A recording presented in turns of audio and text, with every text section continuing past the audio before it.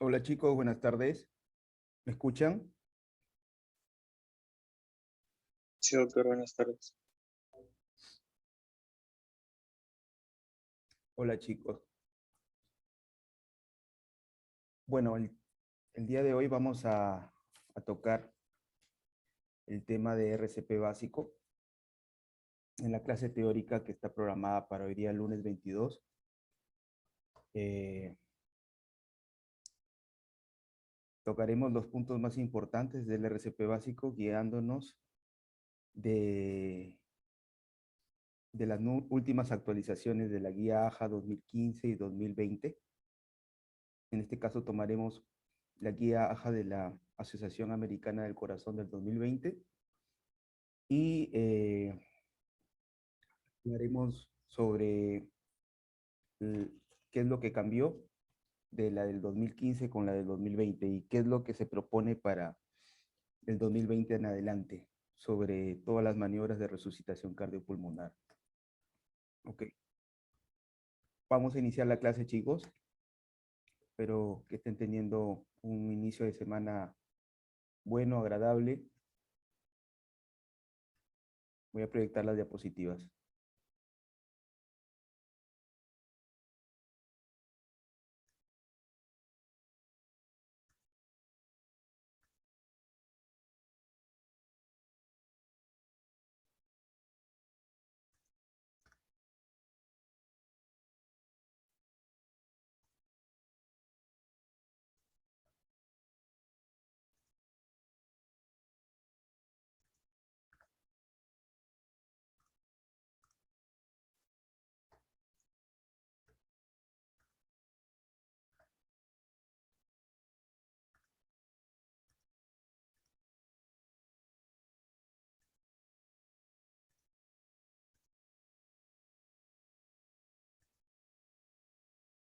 Ok, chicos.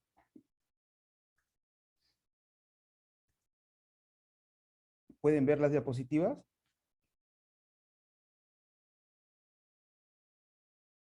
Sí, doctor. Sí, se ve, Ok. doctor. A Giancarlo, el delegado del grupo de anestesio, le acabo de enviar la última guía de la AJA 2020. ¿Ya? Él les hará llegar a cada uno de ustedes la guía para que ustedes puedan repasar y puedan ver las últimas actualizaciones de NRCP y el manejo que se tiene que hacer.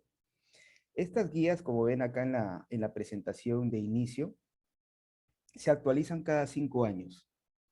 Hay un consenso de cardiólogos, de médicos intensivistas y de médicos internistas en Estados Unidos que se reúnen en la ciudad de Houston, si no me equivoco, y ahí ellos elaboran y actualizan estas guías de RCP para la Sociedad Americana del Corazón. Estas guías obviamente se actualizan de acuerdo a los criterios médico-clínicos óptimos y más avanzados para poder realizar una buena RCP en los pacientes tanto en el ámbito hospitalario como en el ámbito extrahospitalario. Ok, chicos, lo que vamos a tocar acá es el RCP básico. Eh, Como propósito de este aprendizaje, de esta sesión, vamos a definir lo que es el paro cardiorrespiratorio y lo que es reanimación cardiopulmonar. Vamos a identificar las cadenas de supervivencia según las últimas guías, AJA 2020, conocer los algoritmos tanto del soporte vital básico, que netamente es la clase, y posteriormente en la otra clase ya hablarán sobre el RCP avanzado, según las guías. Vamos a señalar también las características de una RCP de alta calidad, que es lo que últimamente se habla. ¿Qué es un RCP de alta calidad? Ok, chicos. El desarrollo del tema tendrá como interrogante y respuesta en cómo vamos a reconocer nosotros una parada cardiorrespiratoria y cómo nosotros vamos a responder a otros escenarios, ya sea un escenario tanto en el ámbito intrahospitalario, que obviamente ustedes como futuros médicos se van a encontrar, o como en el ámbito extrahospitalario. ¿Qué es un RCP y cómo funciona la cadena de supervivencia? Eso es lo que nos menciona y nos recalca la guía AJA de 2020. ¿Y cuáles son los pasos de una RCP básica según este algoritmo? ¿Cómo vamos nosotros a proceder? Y por último, lo que les estaba diciendo, hacen mucha énfasis en esta guía sobre lo que es el RCP de alta calidad, ¿sí? Y eso lo vamos a discutir también en esta ponencia. Entonces, para poder ingresar al tema en sí, tenemos que definir algunos conceptos que tienen que estar claros y que tienen que estar concisos en nosotros, tanto los médicos como los estudiantes de medicina y todo profesional de la salud que desea capacitarse en este tema. ¿Ok, chicos? Entonces, la parada respiratoria es la ausencia de la respiración, apnea, con actividad cardíaca detectable y pulso. Entonces, parada respiratoria, el paciente no respira, pero tiene actividad cardíaca y pulso. Parada cardíaca es el cese de la actividad mecánica del corazón confirmada por la ausencia de pulso arterial central. En este caso, nosotros palpamos el pulso carotidio y la inconsciencia. Entonces, tenemos un paciente que está en parada cardíaca. Y la parada cardiorrespiratoria es la interrupción brusca, inesperada y potencialmente reversible de la actividad mecánica del corazón y de la respiración espontánea. El sinónimo de esta parada cardiorrespiratoria viene a ser la muerte súbita cardíaca. Entonces, ya en la parada cardiorrespiratoria tenemos la interrupción inesperada y brusca de todo lo que es la actividad mecánica del corazón y de la respiración espontánea. Y se le conoce también como muerte súbita cardíaca y puede ser reversible si nosotros actuamos a tiempo, chicos. Y para eso ha sido diseñado y creado todos los conceptos de resucitación cardiopulmonar, o comúnmente como se le dice RCP. La muerte clínica, otro concepto importante, es la situación clínica que cursa con ausencia de la respiración, circulación espontánea y función neurológica. Producida o producir, se produce en los primeros 4 minutos de la parada cardiorrespiratoria y tiene un daño reversible. Y la muerte biológica es la situación clínica que sigue a la muerte clínica y que cursa con la destrucción anóxica de todos los órganos. Se produce daño irreversible después de los 10 minutos de parada cardiorrespiratoria. ¿Qué nos quiere decir esto, chicos? Que en múltiples estudios clínicos que se ha demostrado cuando una parada cardiorrespiratoria ha sido revertida, se ha encontrado que a los 4 minutos de la parada cardiorrespiratoria, si se actúa a tiempo, el daño tiende a ser reversible. ¿Qué quiere decir, chicos? Que el daño tanto neurológico como funcional de órganos blancos como el cerebro, el corazón, pueden ser revertidos sin secuelas, a corto y a largo plazo. Entonces se ha demostrado que los minutos después de que una persona sufre de una parada cardiorrespiratoria son fundamentales para nosotros generar un pronóstico de este paciente, si este paciente va a tener alguna secuela o no.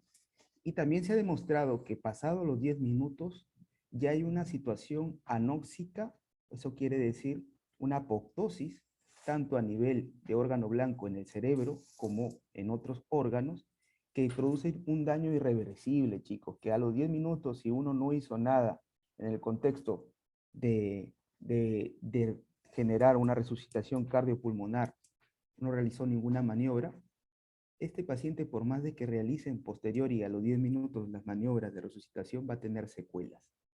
Y secuelas no a corto, sino a largo plazo. Entonces, lo importante que son los minutos posteriores a la parada cardiorrespiratoria y a saber actuar, chicos. Entonces nos preguntamos todos, ¿qué es el RCP? ¿En qué consiste? ¿Cuál es su definición? El RCP es un conjunto de medidas aplicadas a restaurar la circulación para generar un flujo sanguíneo vital, permitiendo el aporte de oxígeno y energía al corazón y al cerebro. En pocas palabras, el RCP hace un soporte a órgano blanco primario y fundamental, que es tanto la administración de oxígeno y de nutrientes al corazón y principalmente al cerebro, que es uno de los órganos que más se deterioran cuando hay una parada cardiorrespiratoria. Ustedes saben que la apoptosis neuronal inicia posteriori a los 5 minutos de que no haya un soporte tanto oxigenatorio como de alimento en el oxígeno. O sea, si falta la glucosa y falta la irrigación cerebral, unos 5 minutos ya comienza a haber una apoptosis neuronal y según los estudios demuestran que esta apoptosis es irreversible. Así que hay que tener mucho énfasis en realizar todos estos procedimientos adecuadamente. ¿Ok, chicos? Esta es una imagen importante que deben de conocer sobre cuáles son los pilares para que todo el pronóstico, ¿sí? y el fin de un paciente sea exitoso. En este triángulo hablamos sobre las bases, que es el RCP básico, que es el soporte inicial. Posteriori ya hablamos y vamos a tocar el tema en una clase siguiente sobre el RCP avanzado, que es el manejo avanzado de la vía aérea, en pocas palabras, y el uso de fármacos. Ya cuando nosotros manejamos la vía aérea de una forma avanzada con una intubación o X dispositivo supraglótico, nosotros estamos hablando de un RCP avanzado. Cuando utilizamos nosotros también fármacos, ¿sí? Estamos hablando de un RCP avanzado. Y por último, el tratar las causas reversibles, ¿no? Las 5H y las 5T, que ya hablaremos más adelante. Después de realizar un RCP básico, que es la base, y un RCP avanzado, vienen los cuidados postoperatorios. Ya cuando el paciente sale de la parada cardiorrespiratoria y pasa a una unidad de cuidados intensivos. Ahí se va a vigilar y se va a mantener tanto la ventilación como la circulación sanguínea, ¿sí? A posteriori. Entonces, como vemos en este triángulo de la vida, el RCP básico es el pilar fundamental y las bases para que este paciente pueda llegar a una UCI y pueda recuperarse después de una parada cardiorrespiratoria. Entonces nosotros debemos de conocer, chicos, que el reconocimiento en el área, ¿sí? Donde nosotros nos encontramos y encontramos a un paciente con parada cardiorrespiratoria es fundamental. El reconocimiento oportuno de la situación en la cual nos encontramos. El activar el sistema de emergencia, fundamental para que puedan venir socorristas a ayudarnos y nos traigan también el famoso DEA, desfibrilador externo automático, para poder revertir la causa si es necesario desfibrilar a ese paciente. Las maniobras de RCP, tanto físicas que son fundamentales, como las compresiones, la apertura de la vía aérea y la B, que es breathing, que significa las respiraciones, son muy importantes también en este manejo. Entonces, un manejo conjunto eficaz y rápido que nosotros debemos de seguir para poder identificar una parada cardiorrespiratoria y poder actuar a tiempo con todas estas maniobras que vamos a detallar más adelante. ¿Sí, chicos? Entonces, el ACLS-BLS es el soporte vital tanto básico como el soporte vital avanzado. ¿Cuál es la diferencia? Que el soporte vital básico lo puede realizar cualquier persona. Tiene cuidados prehospitalarios y es de importancia vital, porque el soporte vital básico lo puede realizar una persona entrenada en el tema, ya sea tanto de la salud, o sea, que sea un personal de la salud calificado, como un personal no de la salud que esté entrenado o que esté capacitado con este tema en sí. Entonces, el soporte vital básico lo puede realizar personal de salud y no personal de salud, tanto capacitado intrahospitalariamente como que haya llevado un curso, ¿sí? Y que se haya formado en estos temas del RCP. Porque tanto nosotros como profesionales de la salud como otros profesionales pueden capacitarse sobre el RCP. Existen capacitaciones para maestros, profesores, existen capacitaciones para otro tipo de trabajadores que se encuentren también rodeados de personal, trabajadores que están en oficina, ¿sí? Gente que trabaja en una farmacia, que trabaja en un centro comercial y que tenga la oportunidad de conocer este tema y tenga a su disposición un DEA, que es lo vital. Y ya el soporte vital avanzado, chicos, vendría a ser un personal médico entrenado. ¿Por qué? Porque este soporte vital médico avanzado ya va a tener a disposición medidas avanzadas, como es el asegurar una vía aérea, ¿sí? Con tubo endotraqueal X, pero ya que tenga un manejo de intubación, y el administrar medicamentos, que netamente va a ser encargado por un personal de salud calificado. No cualquiera va a estar manejando medicamentos. Vamos a ver que los medicamentos más importantes es la adrenalina, y entre otros que vamos a tratar más adelante. ¿Ok, chicos? Entonces, básicamente este cuadro era para disponer los profesionales y las personas que pueden tener entrenamiento en este tema. Ahora, este cuadro es importante porque nos permite realizar acciones de acuerdo a la situación en la cual nos encontremos, ¿sí? Si vemos a un paciente en síncope, ¿sí? Una situación posictal o fármacos, vamos a evaluar 3 parámetros que son los más importantes. La conciencia, la respiración y el pulso, ¿ok? Si entonces encontramos un paciente que no está consciente, no responde, su respiración es normal y su pulso está presente, entonces podemos nosotros suponer alguna situación, como es el síncope, como es un síndrome posictal o un abuso de fármacos, en el cual nosotros tenemos que actuar. ¿Y qué acción podemos tomar ante esta realidad de este paciente? Colocarlo en una posición, en este caso, lateral de seguridad, que ya lo vamos a ver más adelante y también lo vamos a practicar en las clases presenciales. Entonces, si nosotros tenemos un paciente, por ejemplo, o en otra situación, que no está consciente, que su respiración está normal o ausente y su pulso está presente, vamos a tener nosotros identificado una parada respiratoria y posiblemente este paciente puede estar con una obstrucción de vía respiratoria.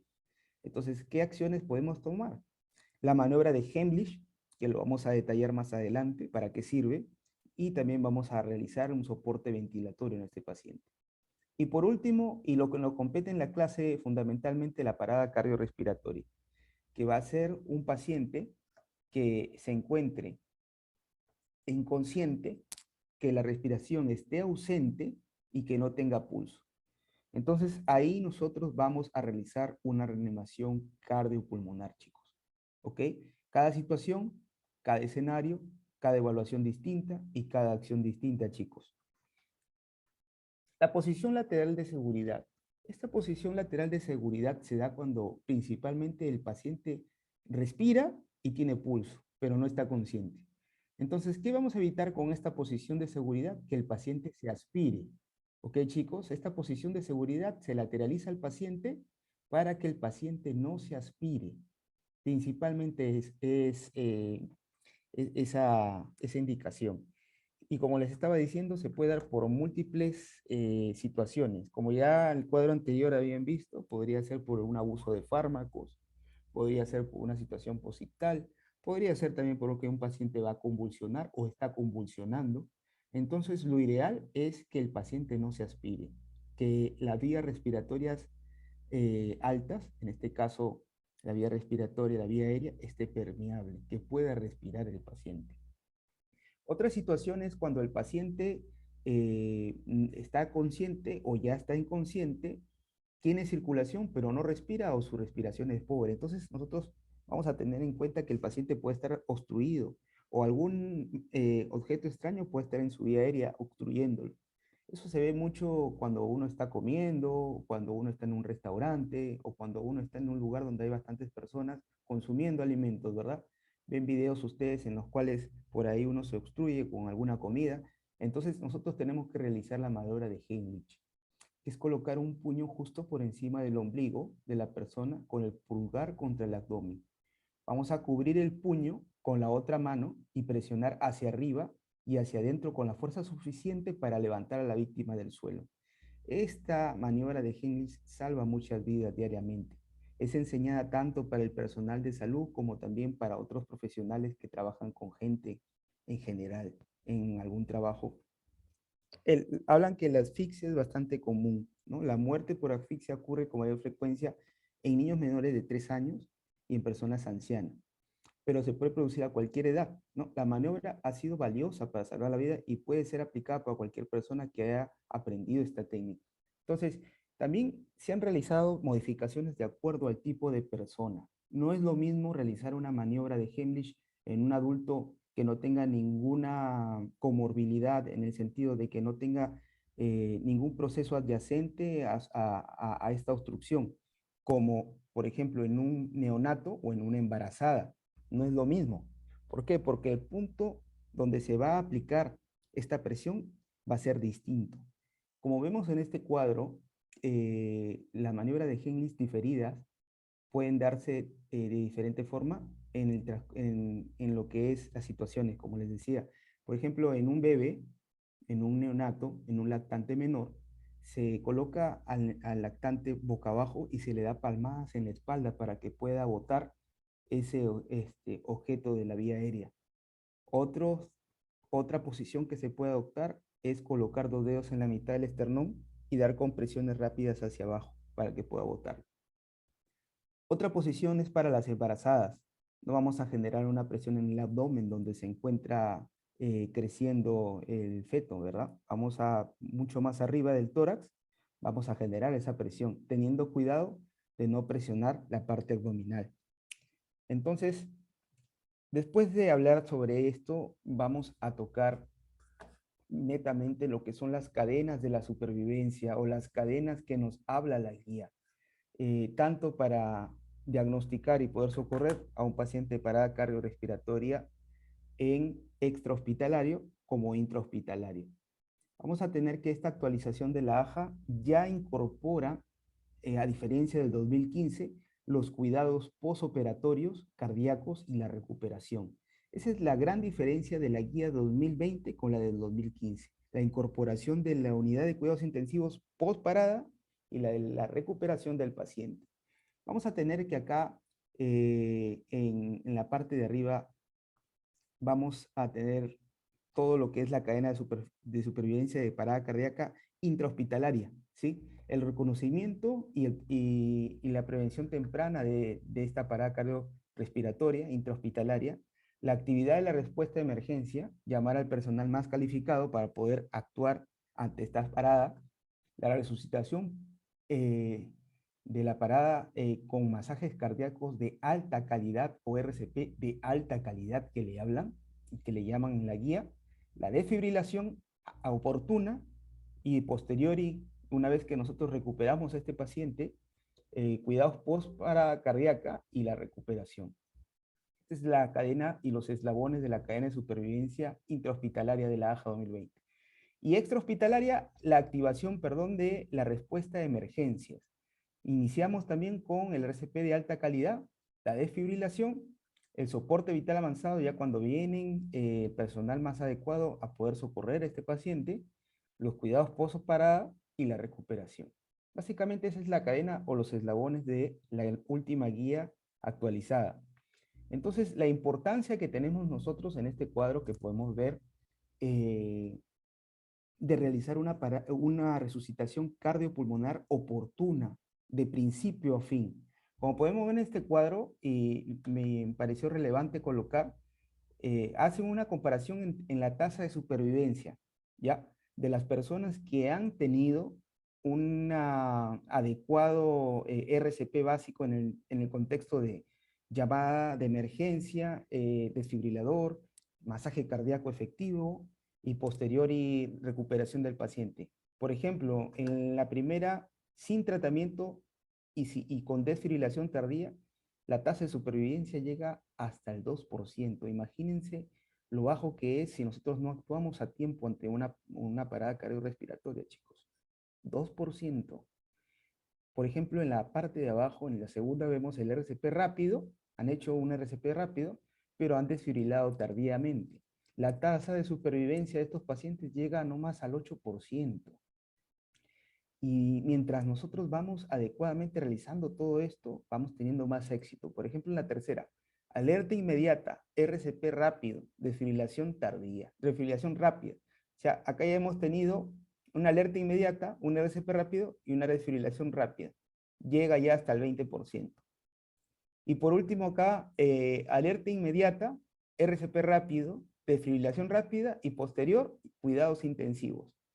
Tasa de efectividad y supervivencia del 30 al 40%.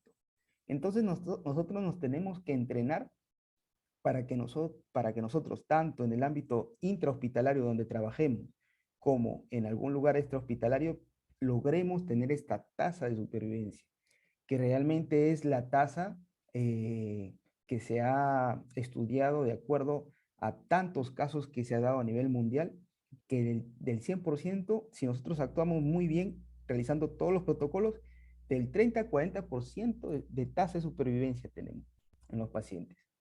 Entonces, igual es menos de la mitad, ¿verdad? Pero tenemos esta tasa de supervivencia y esta es la tasa de supervivencia en la cual realmente se evidencia en hospitales y externamente también cuando hay una parada cardiorrespiratoria. 30 a 40%. Como ya les decía, chicos, los minutos de oro, ¿verdad? 4 minutos, 5 minutos debemos de demorarnos porque ya a los 4 minutos a posteriori comienza el daño cerebral, que es irreversible, ¿sí? Y a los 10 minutos ya es el daño casi seguro. Entonces, lo importante de lo que es actuar a tiempo, antes de los 5 minutos, chicos, antes de los 5 minutos para tener esa tasa de supervivencia. Entonces, el punto clave y cuáles son los primeros puntos que debemos de seguir, como dice este cuadro. Reconocimiento precoz y rápido de la situación en la cual nos encontramos con el paciente. Vamos a asegurar la escena. Nosotros antes de llamar a la emergencia y tener al SAMU, X bomberos, tenemos que reconocer dónde nos encontramos, en qué situación nos encontramos, con qué pacientes nos encontramos. ¿Por qué? Porque nosotros queremos salvar al paciente, no queremos que nos pase nada, ¿verdad?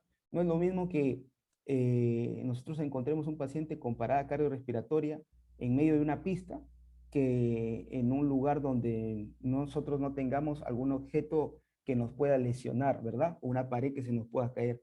Por eso es importante asegurar la escena, que es lo primero. Posterior a asegurar la escena, que el paciente esté seguro y que nosotros también estemos seguros, vamos a llamar o vamos, si tenemos a un compañero o alguien que está a nuestro alrededor, que llame a la emergencia, al SAMU, a los bomberos o al hospital y que traigan un desfibrilador. No se les olvide decirles eso. Por favor, llama a la emergencia o llama a los bomberos y trae un desfibrilador. Aseguras el área, haces la llamada de emergencia y posterior a todo eso, que tiene que ser en segundos, vamos a nosotros identificar si realmente el paciente está en parada cardiorrespiratoria. ¿Cómo lo identificamos? En no más de 10 segundos vamos a evidenciar conciencia, respiración y pulso. ¿Ok, chicos? Conciencia, respiración y pulso es lo más importante. Conciencia, respiración y pulso. 10 segundos a lo mucho. Y una vez que identificas que realmente es una parada cardiorrespiratoria, inicias el RCP básico con las compresiones. ¿Ok? ¿Qué nos habla la guía AJA? Asegura la escena es el primer paso, como ya les estaba diciendo. Compruebe que la víctima responde. Golpea a la víctima en el hombro y exclame, ¿se encuentra bien? Si la víctima no responde, si no aseguras el área, si el paciente está con parada cardiorrespiratoria, efectivamente, activas el sistema de emergencia, ¿sí? Llamas y pides también que te traigan un DEA. Eso es lo primero que se tiene que hacer. Asegurar el área, comprobar que la víctima responda, llamar al sistema de emergencia, DEA. Lo primero. Una vez que ya has hecho esos primeros pasos, vas a, como dice acá, para reducir mínimo la demora en RCP, puedes evaluar la respiración al mismo tiempo que compruebas el pulso. No deberías tardar más de 10 segundos. 10 segundos es lo que habla la guía.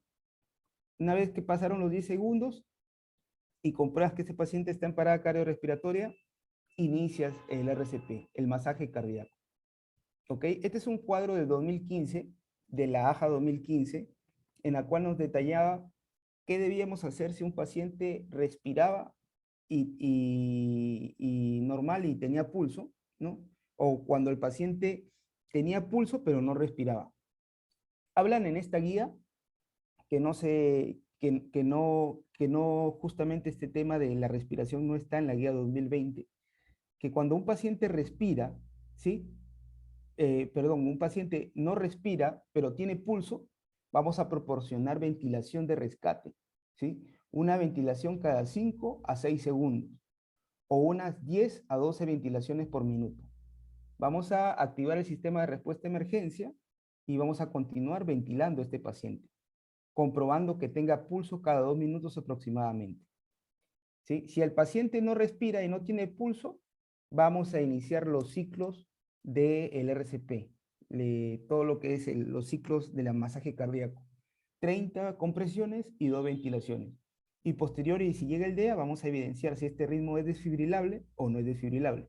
Si es desfibrilable, vamos a administrar la descarga, de acuerdo al DEA en el cual nos encontremos, haya detectado si es o no. Y si no es desfibrilable, vamos a seguir realizando el masaje cardíaco hasta que venga el soporte vital avanzado con los fármacos. En este caso, la adrenalina. ¿Ok? ¿Cuál es el cambio que ha habido de secuencia en el RCP del 2015 al 2020? El ABC ahora se convierte en CAB, que vamos a iniciar primero las compresiones, posteriormente vamos a iniciar todo lo que es la apertura y permeabilidad de la vía aérea y por último las respiraciones o la ventilación pulmonar. Entonces, C de circulation, A de airway y B de breathe.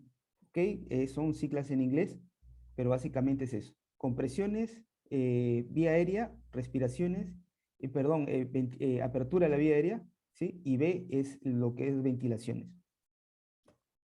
Las compresiones es lo primero que recomienda la guía AJA 2020. Vamos a tener a un paciente ubicado en una zona que sea rígida. Vamos a tratar de que la zona donde se encuentre el paciente tenga una base rígida para poder hacer las compresiones con éxito. Vamos a ubicarnos a mitad en centro del paciente. Vamos a colocar, como mencionan acá y como vemos acá en la imagen, la palma de la mano en el tercio inferior del tórax a nivel inferior de la línea intermamilar y con la mano dominante vamos a colocar la palma de la mano y con la mano dominante vamos a entrecruzar los dedos de esa palma y vamos a realizar compresiones de calidad. ¿Qué son las compresiones de calidad? En primer lugar, que sean de 5 centímetros a 6 centímetros en lo que es la compresión en sí. En segundo lugar, que nosotros tengamos la capacidad de que ese tórax, después de realizar esa compresión, se expanda nuevamente, ¿sí? No vamos a doblar los codos. Los codos y los brazos tienen que estar rectos y toda la fuerza lo tiene que ejercer la parte del dorso del cuerpo del que está haciendo la resucitación cardiopulmonar, ¿sí? La maniobra frente-mentón es importante para poder aperturar también la vía aérea. Vamos a colocar a la víctima boca arriba, apoyar una mano sobre la frente para inclinar la cabeza hacia atrás y con yema de dedos o manos bajo mentón vamos a elevar el mentón, vamos a realizar la apertura de la vía aérea. Esta se llama maniobra frente-mentón, en la cual tratamos de alinear el eje faringio como el eje laringio y el eje oral. ¿Para qué? Para que se pueda aperturar mejor la vía aérea y podamos realizar óptimas ventilaciones, que son estas, que es lo último, las ventilaciones. Entonces las ventilaciones se dan con dispositivo supraglótico, con dispositivo de un tubo endotraqueal, en este caso tengamos una vía aérea ya asegurada en un RCP avanzado, y si no contamos con eso, con una máscara facial, como vemos acá, con un ambú o un dispositivo de balón autoinflable, o si no tenemos en todos estos dispositivos, boca a boca. Vamos a hablar al final del tema que ha cambiado con respecto al COVID, porque cuando inició el COVID ya se obvió esta parte, ya no se dan las ventilaciones. Eso lo vamos a tratar al final de la exposición. Entonces, ¿cuáles son las recomendaciones? ¿Qué es lo que se recomienda? Realizar las compresiones torácicas con una frecuencia de 100 a 120 por minuto. Eso habla en la guía que tiene que ser fundamental en todo tipo de paciente. 100 a 120 compresiones por minuto. Comprimir a una profundidad mínima de 5 centímetros, en este caso 2 pulgadas, ¿sí? Permitir una descompresión torácica completa después de cada compresión, que es importante, ¿sí? Reducir al mínimo las pausas y ventilar adecuadamente. 2 ventilaciones después de 30 compresiones. Ese es un ciclo, ¿ya chicos? El ciclo consta de 30 compresiones, 2 ventilaciones. Es un ciclo de masaje cardíaco. Realizado cada ventilación durante un segundo, asegurándose que produzca la elevación del tórax. ¿Y qué es lo que no se tiene que hacer? Comprimir con una frecuencia menor a 100 o mayor a 120. Siempre tenemos que tener claro que es de 100 a 120 por minuto. Comprimir a una profundidad inferior a 5 centímetros o superior a 6 centímetros. Apoyarse en el pecho entre compresiones. Interrumpir las compresiones durante más de 10 segundos. Proporcionar demasiada ventilación, es decir, demasiadas ventilaciones o ventilación excesivamente fuerte. O sea, hay que tener mucho cuidado con esto.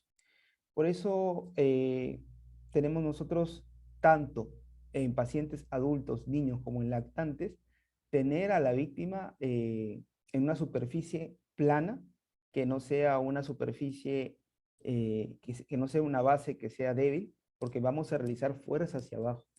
¿Ok, chicos? Como ya les estaba diciendo, tenemos que realizar cuanto antes, después de haber detectado que el paciente está en parada cardiorrespiratoria, estas maniobras, ¿sí? Y tenemos que pedir el DEA. En el adulto, ¿cómo hacer la secuencia? Con uno o dos reanimadores, 30 compresiones, 2 ventilaciones. ¿Y cómo se va a realizar? Se van a realizar 5 ciclos en 2 minutos. ¿Qué quiere decir? 32, 32, 32, 32, 32, 2 minutos. Posterior a eso, controlamos el pulso en el paciente. Vemos si ya presenta pulso. Si no presenta pulso, puede ser seguir el mismo operador o si tiene otro que lo pueda ayudar, suplirlo ese operador. Dicen que los cambios de operador para que puedan hacer el masaje cardíaco tienen que hacerse cada 2 minutos o cada 5 ciclos. Ya sabemos que cada ciclo es 32, ¿ok, chicos? Y ahí nosotros calculando vamos a realizar las 100 a 120 compresiones por minuto. ¿Qué es lo que cambia? ¿Qué es lo que difiere en un adulto, un adolescente de un niño y un lactante? Que la reanimación, si nosotros tenemos un reanimador, va a continuar igual, 32. Pero si tenemos 2 o más reanimadores, va a cambiar, chicos, en un niño y un lactante. Van a ser ahora 15 compresiones y 2 ventilaciones. ¿Esto qué quiere decir? Que va a aumentarse más las ventilaciones en un niño y un lactante. Las compresiones van a ser igual, 100 a 120, ¿sí?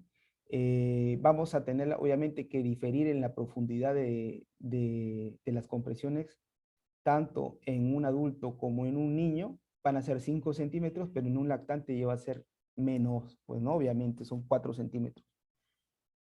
1,5 pulgadas. Y también, por último, la colocación de las manos, ¿sí? La colocación de las manos en el adulto va a ser en la mitad inferior del esternón, como les estaba diciendo, en niños también, y en el lactante va a diferir. Van a ser 2 dedos en el centro de tórax, justo por debajo de la línea de los pezones, cuando es un reanimador. Y cuando son 2 o más reanimadores, 2 pulgadas y manos alrededor del tórax. 2 pulgadas y manos alrededor del tórax, en el centro del tórax, y justo por debajo de la línea de los pezones.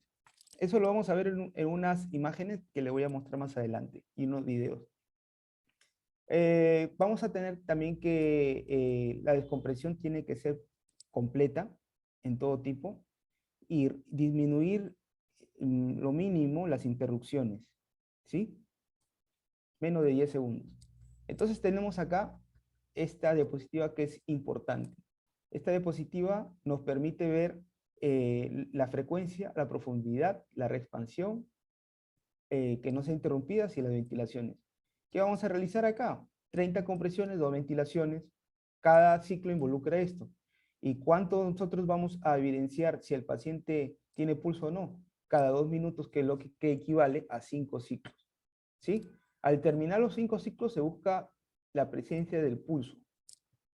Los rescatadores intercambian cada 2 minutos, como les estaba diciendo, esto agota, esto cansa. Entonces cada 2 minutos, cambio, cambio, cambio. Y siempre tratar de buscar al personal más fuerte, en este caso más idóneo, que puede realizar las compresiones. Si en el grupo nosotros tenemos a una persona que tenga las capacidades físicas, que sea más alto, más fuerte, con mayor masa muscular, que esa persona sea la que inicie y la que esté a disposición de realizar esa maniobra de masajes cardiopulmonares. ¿Por qué? Porque tenemos que cumplir con esos 5 centímetros, chicos, como les estaba diciendo, de profundidad. Tenemos que cumplir con esos 100 a 120 compresiones y tenemos que cumplir que se expanda el tórax. Entonces, eso se llama un RCP de calidad, ¿sí? Entonces, ¿qué es lo que nosotros vamos a usar en el transcurso del RCP? Un DEA, un desfibrilador externo automático.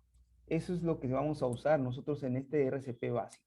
¿sí? ¿El DEA cuándo se va a usar? Obviamente cuando nosotros nos encontremos en una situación de parada cardiopulmonar en la cual nos encontremos en la calle, externos al hospital, porque externos al hospital es donde vamos a encontrar este DEA, ¿sí? Este desfibrilador no va a estar en el hospital. En el hospital tenemos desfibriladores mecánicos, en el cual nosotros ajustamos los joules que vamos a descargar.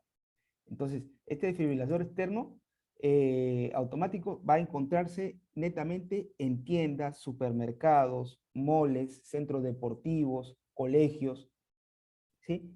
Y este es un equipo que nos va a ayudar rápidamente a identificar un ritmo desfibrilable de un ritmo no desfibrilable. ¿Por qué? Porque como su mismo nombre lo dice, externo, desfibrilador automático externo, él va con los parches que nosotros vamos a pegar de acuerdo al apex y al esternón del paciente, va a detectar a vos si es un ritmo desfibrilable o no, ¿sí? Vamos a ver ya en la práctica posteriori cómo es el funcionamiento de esta máquina y esta máquina incluso nos va a decir a vos cuándo descargar, ¿sí? Cuándo estar preparados y cuándo retirarse para hacer la descarga eléctrica. Estos DEAs vienen de diferentes marcas, los parches vienen de diferentes tamaños. No es lo mismo un parche de un adulto que de un niño, de un lactante, ¿sí? Y ellos mismos van a calcular la carga de joules que se le va a realizar al paciente, ¿sí? Nosotros no vamos a programar nada, simplemente vamos a instalar los parches para poder ver si es un ritmo desfibrilable o no, ¿ok? Entonces, en la energía de desfibrilación nosotros tenemos los DEAs y tenemos los desfibriladores mecánicos.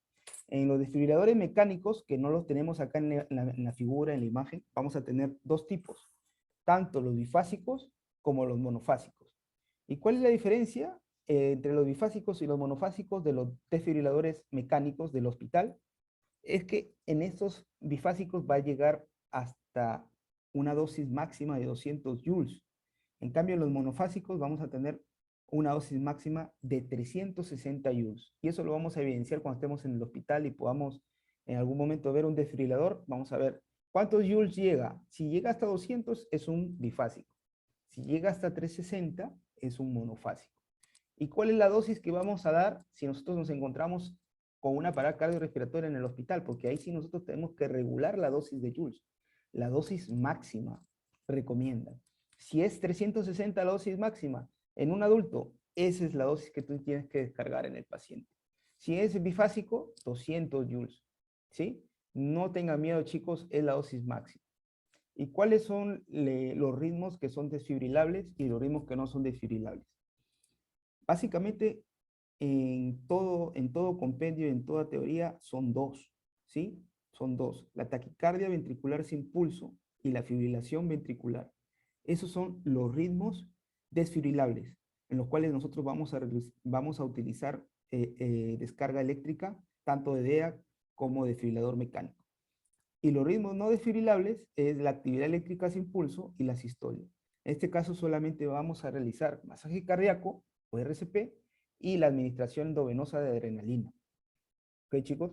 Entonces, básicamente estos son los ritmos desfibrilables, taquicardia ventricular sin pulso y fibrilación ventricular, y los no desfibrilables es la actividad eléctrica sin pulso y la sistolia. Uno se desfibrila, el otro no, ¿sí? Para eso se usa. No puedes desfibrilar un ritmo desfibrilable en un ritmo no desfibrilable. ¿Ok, chicos? No generas ningún beneficio en el paciente. No lo sacas de paro. Al contrario, le generas mayor daño. ¿Sí? Entonces, la desfibrilación precoz es importantísima. Como ya estaba diciendo, existen los dos tipos de ritmos, tanto ritmos chocables o desfibrilables como no desfibrilables. Y el DEA automáticamente después de colocar los parches va a detectar el ritmo. Y una vez que detecte el ritmo, él mismo te va a decir, el ritmo desfibrilable, apártense, presiona el botón rojo para poder realizar la descarga. Y el mismo DEA va a calcular la dosis que se va a realizar, ¿ya? De Joule que se va a colocar. Entonces, ¿cuáles son los pasos? Obviamente, vamos a nosotros tener un paciente en decúbito, tratar siempre en lo posible de colocar los parches en la piel seca, ya que no esté mojada. justo en el lugar donde se va a colocar esos parches, tienen con una toalla secarlo, ¿sí? Enciende el DEA, vas a encender el DEA, un botón que enciende, prepara el pecho, coloca los parches, haz que el DEA realice un análisis, el DEA mismo va a realizar el análisis, aplica la descarga a la víctima si es necesaria y sigues con el RCP.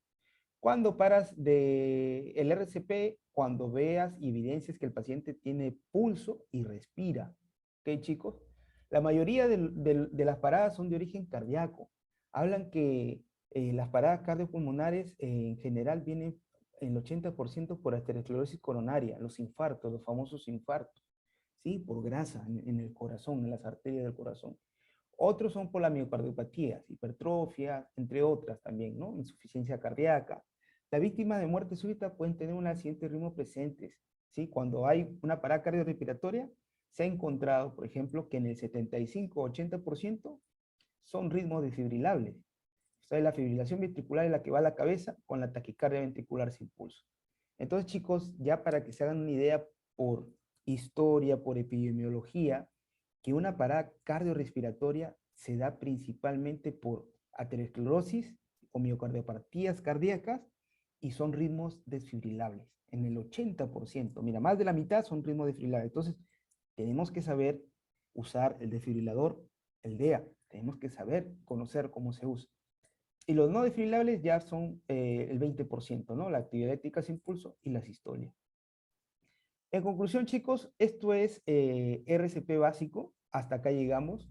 El RCP básico, básicamente, como su mismo nombre lo dice, es reconocimiento del área, masaje cardíaco, utilización del DEA hasta que venga el RCP avanzado, que ya va a ser todo lo que es vía aérea y todo lo que son fármacos. Entonces, como conclusión, el paro cardiorrespiratorio es una condición que de cese de funciones corazón-pulmón puede ser revertida mediante maniobras de RCP. La cadena de supervivencia permite brindar atención adecuada al paciente que sufre parada cardiorrespiratoria. El algoritmo de RCP del AJA 2020 establece prioridad a las compresiones torácicas para reanimar a un paciente con parada cardiorrespiratoria. Entonces, un RCP de calidad se centra en compresiones torácicas fuertes, rápidas y con pocas interrupciones. ¿Ok? Entonces, chicos, espero que hayan entendido. Ahora, por último, les estaba diciendo qué es lo que cambió en la última diapositiva que le dije que iba a cambiar las ventilaciones, ¿verdad? Entonces, lo que es el breathing o las ventilaciones se están obviando en estos tiempos, ¿sí? Entonces, ¿por qué se está obviando? Por la pandemia, por el COVID. Ya no se hace la respiración boca a boca, como se explica por tiempos de pandemia, y se centra netamente en compresiones hasta que llega el día y hasta que llegue un personal entrenado y que tenga todo el equipo de protección, el EPP adecuado, para que pueda darle soporte ventilatorio a ese paciente. Eso es lo que ha cambiado en tiempos de COVID, ¿sí? Entonces, en tiempos de COVID se detecta que el paciente esté sin pulso, que el paciente esté en parada cardiorrespiratoria, se llama a la emergencia, ¿sí? Se pide ayuda, el tórax se adecua el tórax para que comencemos nosotros a realizar el RCP, el masaje cardíaco. Seguimos nosotros con nuestra mascarilla y el paciente también, no le quitamos la mascarilla, ¿ya chicos? El paciente sigue con su mascarilla, nosotros, y nos concentramos netamente en realizar masaje cardíaco, posterior a colocar el desfibrilador, el DEA, y por último, después de que nosotros hagamos el masaje cardíaco y desfibrilemos si es necesario, ya viene el equipo entrenado, el equipo avanzado, para que ellos puedan tocar y puedan ya estar netamente en sí en manejar esa vía aérea. Nosotros no. Eso es lo que ha cambiado en el RCP en tiempos de COVID, que ya no se da la respiración. ¿Ok, chicos? Eso sería todo. Muchas gracias. Si tienen alguna duda, alguna pregunta.